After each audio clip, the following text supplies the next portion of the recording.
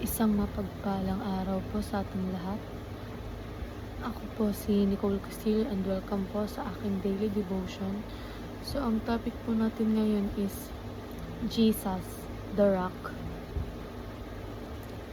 Jesus, the Rock in 1 Corinthians chapter 10 verse 4 reminds us that Christ was present with God's people in the wilderness, sustaining them with life and provision.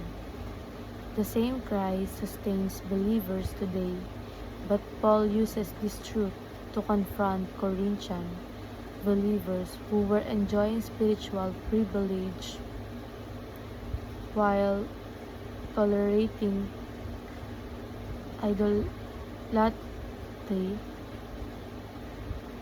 and immorality.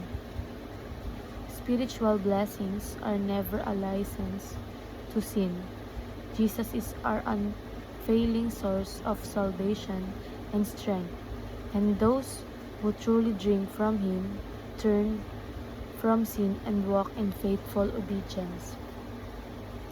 So yun po sa 1 Corinthians chapter 10 verse 4, and drank the same spiritual drink, for they drank from the spiritual rock that accompanied them, and that rock was Christ. So ayon po sa ating katuruan,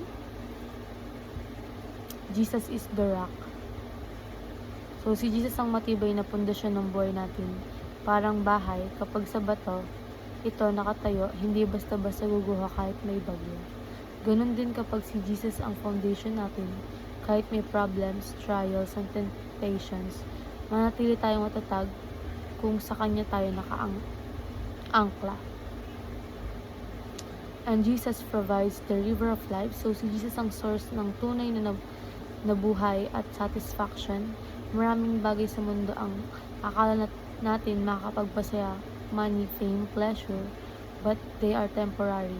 Pero si Jesus ang nagbibigay ng living water, spiritual life, peace, joy, at hope na hindi naubos.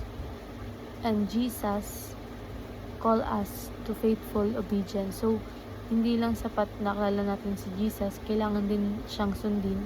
Faithful obedience means trusting Him kahit mahirap, kahit hindi agad natin naintindihan, hindi lang hearers ng words kundi doers din.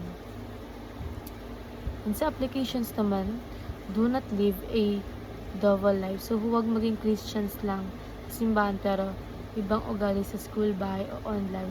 God wants integrity, parehong faith sa loob at labas. What you believe should match how you live. And do not wait until it's too late. And do not be an arrogant Christians. And ayun lang po, maraming salamat.